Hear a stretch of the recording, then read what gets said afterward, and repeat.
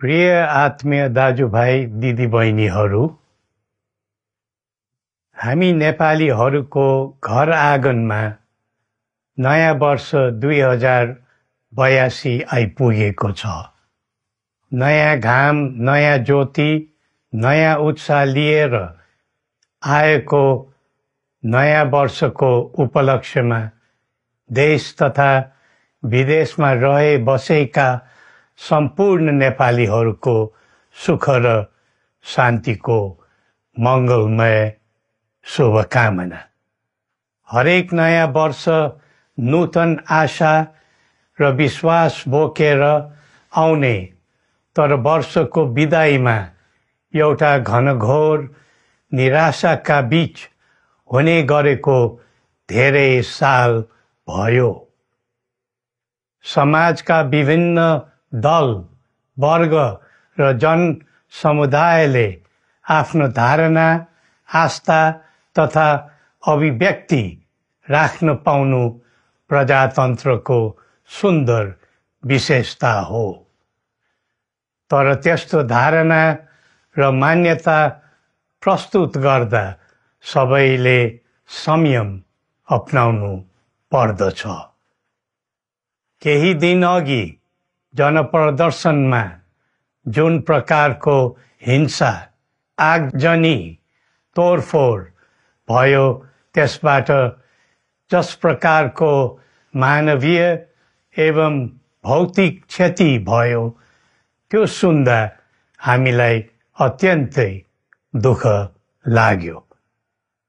नागरिक स्वतन्त्रता भन्दा ठुलो तन्त्र वा वाद हुँदैन।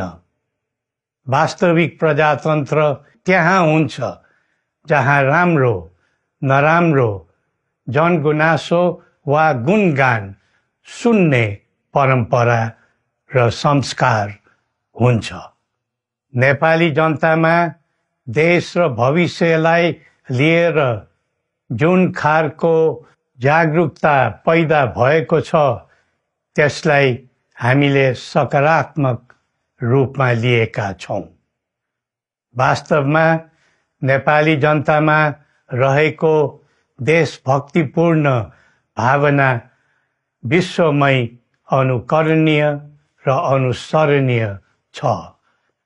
देशलाई विद्यमान जटिलताबाट मुक्त गराई शान्त, स्थिर र समृद्ध मुलुक बनाउने जागरुकता जुन पैदा भएको छ, नयाँ वर्ष 2082 मा नेपाली जनताको चाहना अनुसारको परिणाम हासिल हुने विश्वास थपिएको छ।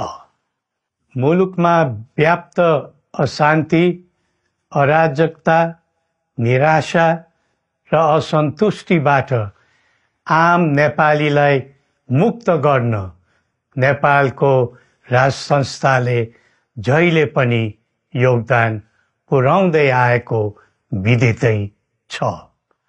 राष्ट्रियता र प्रजातन्त्रलाई मूल कार्य मान्दै जनभावना बमोजिम चल्ने बहुदलीय प्रजातन्त्र र संवैधानिक राज संस्थाको परम्परामा हाम्रो मान्यता रही आएको छ।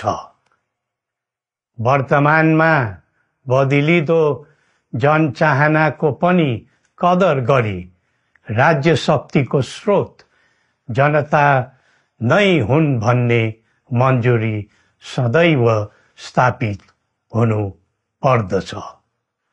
राष्ट्र निर्माता श्री 5 बरामहाराज धीराजको दिव्य उपदेशलाई नै अबको राज्य सत्ताको मूल मन्त्र सोच्नुमा के होला?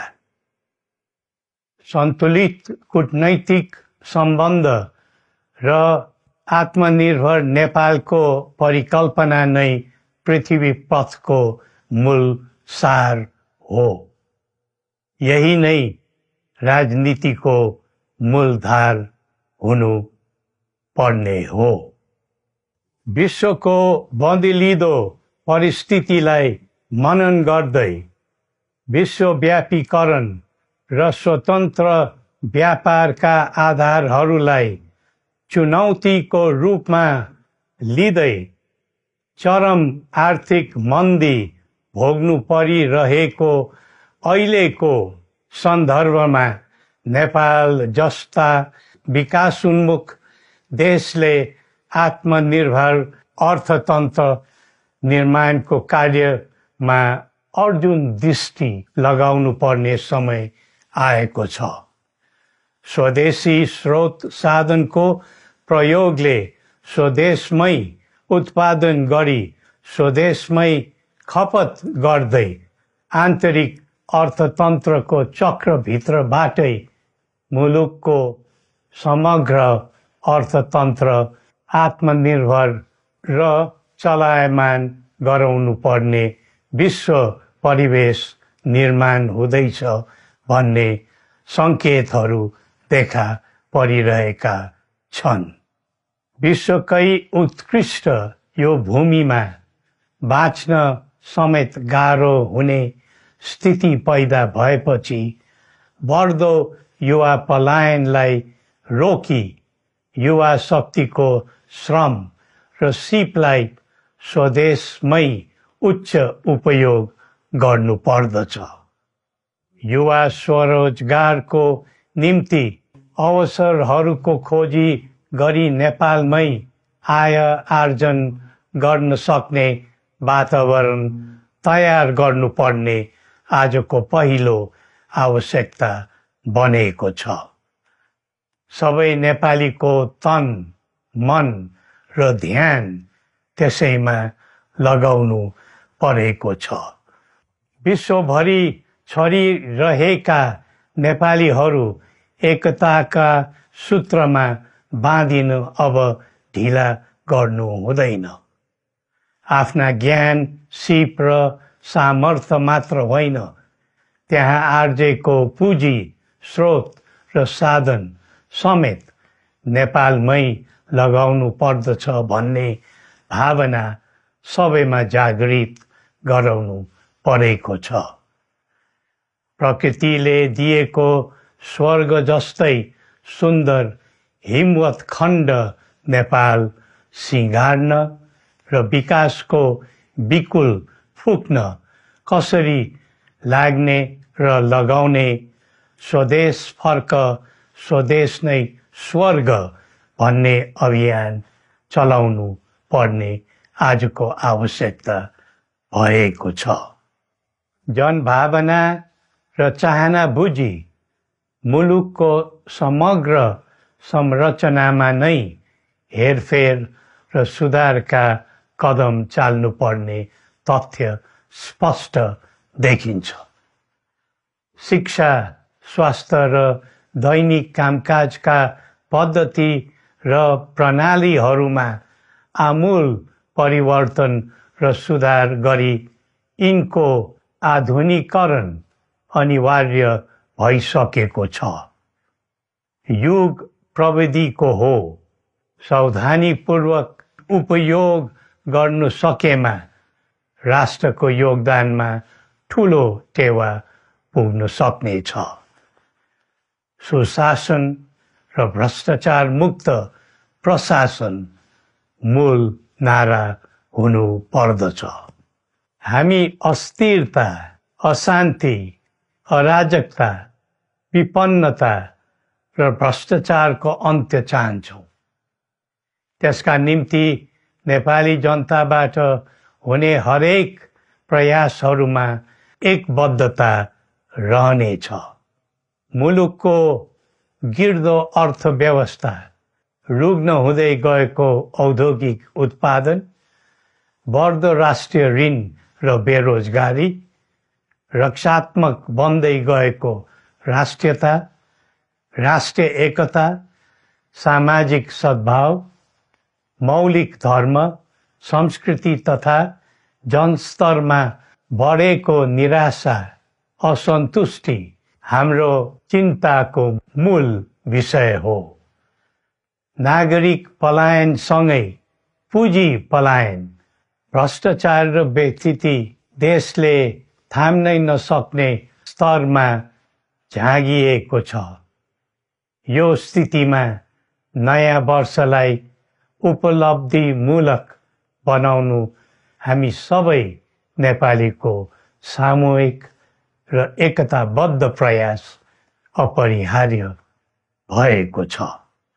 नेपाली बीच द्वन्द्व नहोस्, परस्पर अविश्वास र हिंसाको दुःखद मनोस्थिति नबनोस्, देशवासीहरू कुनै पनि नाम र न्युहुमा ध्रुवीकृत नबनुन् भन्नेतर्फ हामी सदैव सचेत र संवेदनशील छौं।